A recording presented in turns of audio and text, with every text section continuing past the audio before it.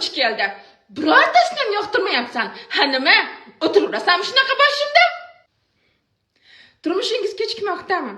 Yoki kutilgandek sovchi kelmayaptimi? Yoki endi ajrashdingiz, ota-onangiz kelajagingizdan xavotirdami?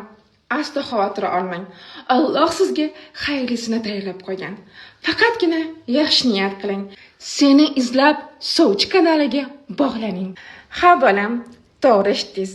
Seni izlab sovchi kanalida o'zingizga mos turmush o'rtoq topib, oila qurishingiz mumkin.